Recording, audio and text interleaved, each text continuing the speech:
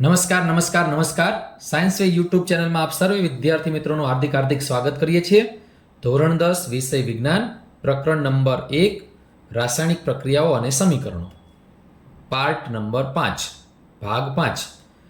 વિદ્યાર્થી મિત્રો, આની અગાઉનો પાર્ટ 4 એ આપણે અપલોડ કરેલો છે, જોઈ લો અહીંયા, જેમાં પ્રવૃત્તિ 1.2 લેડ નાઇટ્રેટ અને પોટેશિયમ આયોડાઇડ વચ્ચેની પ્રક્રિયા અને પ્રવૃત્તિ 1.3 ઝીંક ધાતુની મંદ સલ્ફ્યુરિક એસિડ અથવા મંદ હાઇડ્રોક્લોરિક એસિડ વચ્ચેની પ્રક્રિયા, આપણે આ બે પ્રવૃત્તિનો અભ્યાસ કરેલો પાર્ટ નંબર 4માં. તો આ વિડીયો તમે પાર્ટ 4નો ન જોયેલો હોય તો પહેલાં તો એ જોઈ લેવા વિનંતી, અને એની અગાઉના પાર્ટ 1 થી 3 સુધી અપલોડ કરેલા છે. તો એક વિનંતી છે કે તમે જો આ ચેનલમાં નવા હોય અને ચેનલને સબસ્ક્રાઇબ ન કરેલી હોય તો પ્લીઝ પ્લીઝ પ્લીઝ ચેનલને સબસ્ક્રાઇબ કરવા વિનંતી, જેથી કરીને મને સપોર્ટ મળે અને બીજા વિદ્યાર્થીઓને પણ લાભ મળશે. તો આજનો ભાગ 5 આપણે શરૂ કરીએ. ક્વેશ્ચન આજનો: રાસાયણિક પ્રક્રિયા દરમિયાન થતા ફેરફારો જણાવો. જો વિદ્યાર્થી મિત્રો, રાસાયણિક પ્રક્રિયા દરમિયાન કયા કયા ફેરફારો જોવા મળે? તો નંબર 1, ભૌતિક અવસ્થા બદલાય. કોઈ પણ પદાર્થ હોય એની શરૂઆતની પ્રારંભિક અવસ્થા કે એની પ્રકૃતિ કે એનો સ્વભાવ બદલાય તો એને રાસાયણિક પ્રક્રિયા તરીકે ઓળખીએ છીએ. તો એની અવસ્થા બદલાય છે એટલે કે એનું સ્વરૂપ બદલાય. ઘન પદાર્થ હોય તો એમાંથી પ્રવાહીમાં રૂપાંતર થાય, પ્રવાહી પદાર્થ હોય તો એમાંથી વાયુમાં રૂપાંતર થાય. આવી રીતે ભૌતિક અવસ્થા એની બદલાય છે. બીજો કયો ફેરફાર થાય? નંબર 2, રંગમાં પરિવર્તન થાય. આપણે પ્રવૃત્તિ 1.2માં જોયેલું, જો લેડ નાઇટ્રેટ અને પોટેશિયમ આયોડાઇડ વચ્ચે પ્રક્રિયા થઈને લેડ આયોડાઇડના પીળા રંગના અવક્ષેપ મળે છે. તો અહીંયા લેડ આયોડાઇડ પીળા રંગના અવક્ષેપમાં રૂપાંતર પામે છે, એટલે કે એનો જે કલર છે ને એ ચેન્જ થાય છે, રંગમાં પરિવર્તન થાય. જો આ રાસાયણિક પ્રક્રિયા દરમિયાન કયા કયા ફેરફાર જોવા મળે ને એની આપણે વાત કરીએ છીએ. નંબર 3, તાપમાનમાં ફેરફાર થાય. એટલે જ્યારે રાસાયણિક પ્રક્રિયા થતી હોય એનું એક ઉદાહરણ આપણે પ્રવૃત્તિ 1.3માં લીધેલું, ઝીંક ધાતુ અને મંદ સલ્ફ્યુરિક એસિડ અથવા તો મંદ હાઇડ્રોક્લોરિક એસિડ એની વચ્ચે પ્રક્રિયા થતાં જો અહીંયા જે હાઇડ્રોજન વાયુ ઉત્પન્ન થાય છે એનાથી આ કોનિકલ ફ્લાસ્ક છે એને તમે સ્પર્શ કરો તો તાપમાન વધતા એ કોનિકલ ફ્લાસ્ક ગરમ થઈ જાય, એટલે તાપમાનમાં વધારો થાય છે. આ ઉપરાંત કેટલાક વાયુઓ પણ ઉત્પન્ન થાય. નંબર 4, અમુક વાયુઓ પ્રક્રિયા દરમિયાન ઉત્પન્ન થતા હોય તો આ જ પ્રક્રિયાની વાત કરીએ તો આમાં હાઇડ્રોજન વાયુ ઉત્પન્ન થાય છે.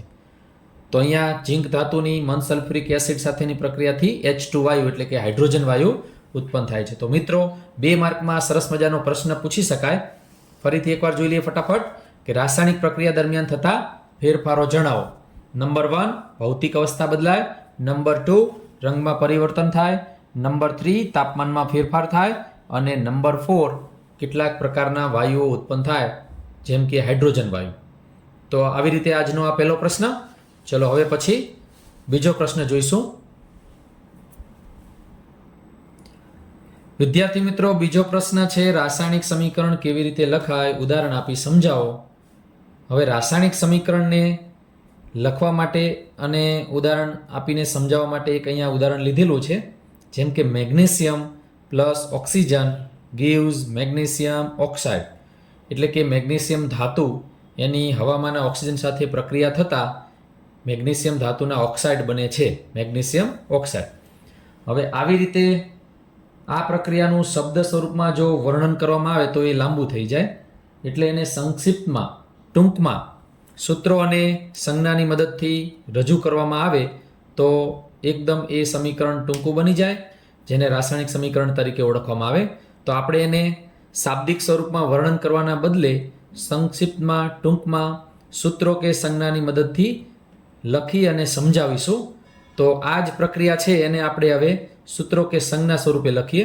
જો જેમ કે મેગ્નેશિયમ, તો પહેલાં મેગ્નેશિયમની સંજ્ઞા Mg પ્લસ આ ઓક્સિજન, હવામાંનો ઓક્સિજન O2 ગીવ્સ એટલે કે પ્રક્રિયા થાય છે અને શું બને? Magnesium oxide, GO, magnesium plus oxygen, magnesium oxide. એટલે જે શબ્દ સ્વરૂપે આપણે વર્ણન કરેલું એને હવે સૂત્ર સ્વરૂપે, સંજ્ઞા સ્વરૂપે કે સમીકરણ સ્વરૂપે તો એકદમ સરળ રીતે આપણે એને રજૂ કરી શકીએ છીએ. અહીંયા તીરની ડાબી બાજુએ જે પદાર્થો, જે તત્વો છે એને પ્રક્રિયકો કહેવાય. પ્રક્રિયકો, જે પ્રક્રિયામાં ભાગ લેતા હોય એ પદાર્થો.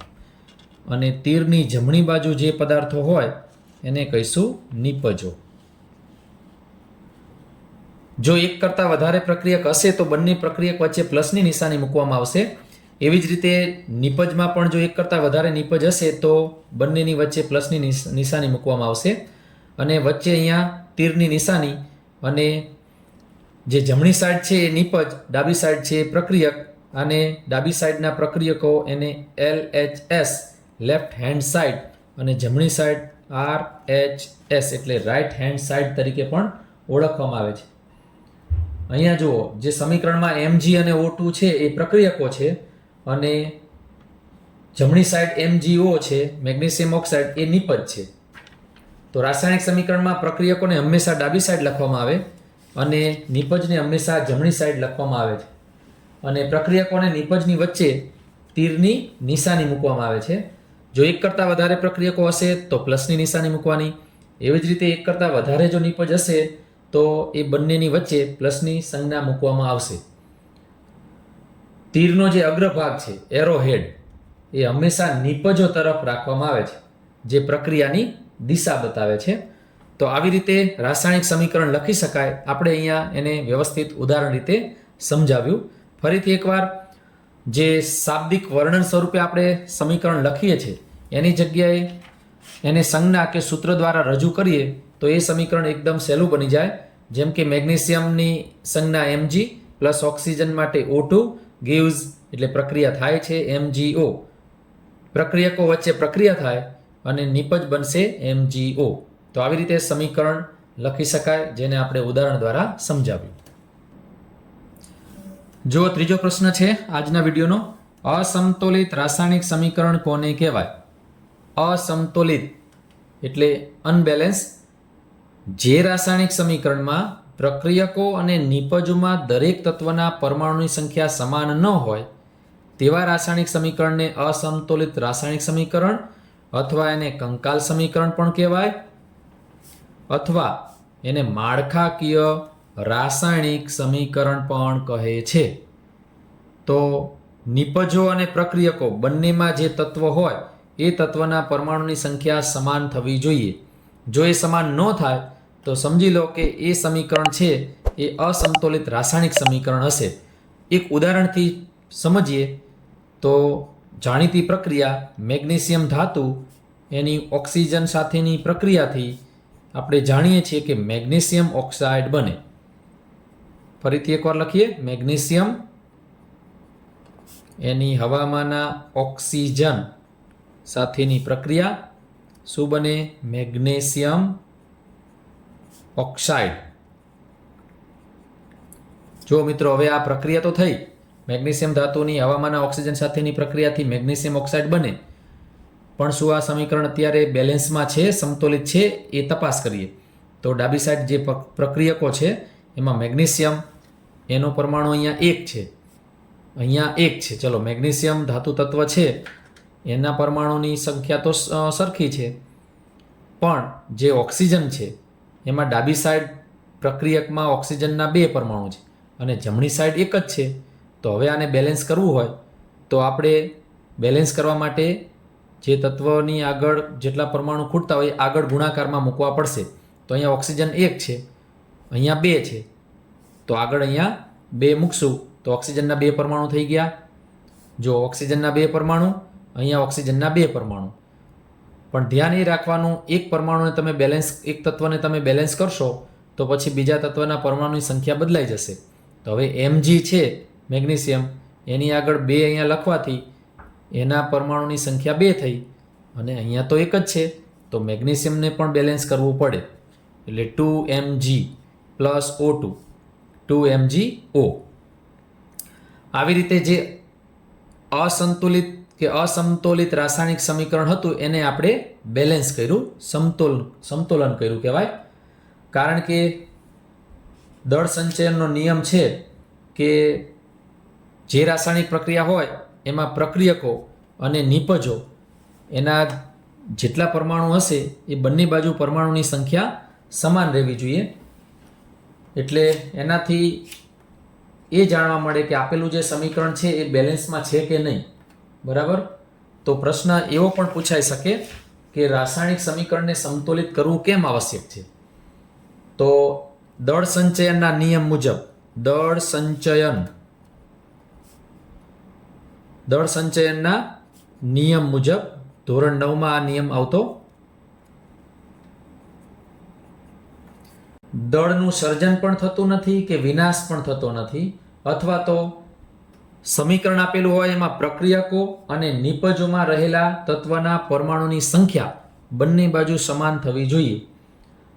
એટલા માટે આ સમીકરણને સંતુલિત કરવું જરૂરી છે. એટલે દળ સંચયનના નિયમ અનુસાર બંને બાજુ જે તત્વો રહેલા છે એના પરમાણુની સંખ્યા સમાન રાખવી જરૂરી છે. એક બીજું ઉદાહરણ લઈ લઈએ એટલે ખ્યાલ આવી જશે. જુઓ, Zn વાળું ઉદાહરણ લઈએ. ઝીંક ધાતુની સલ્ફ્યુરિક એસિડ સાથેની પ્રક્રિયાથી Zn અને SO4 એટલે ઝીંક ધાતુના સલ્ફેટ બનશે. ZnSO4 પ્લસ હાઇડ્રોજન વાયુ. હવે જો અત્યારે બેલેન્સમાં છે કે નહીં એ તપાસ કરીએ. જો બેલેન્સમાં હોય તો પછી એમાં કોઈ ફેરફાર નહીં કરવાનો.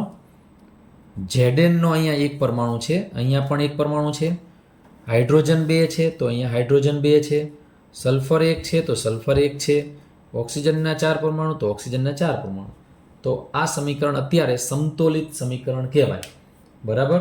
જો સમતોલનમાં ન હોય તો એને સમતોલનમાં ફેરવવું પડે. તો મિત્રો, આજના વિડીયોમાં આપણે 3 પ્રશ્નોનો અભ્યાસ કર્યો. રાસાયણિક પ્રક્રિયા દરમિયાન થતા ફેરફારો જણાવો.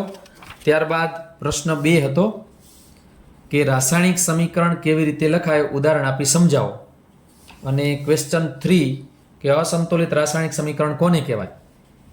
પછી એ સમીકરણને સમતોલિત કરવાની જરૂર કેમ છે, શા માટે સમતોલિત કરવું પડે, તો દળ સંચયનના નિયમ અનુસાર. બરાબર.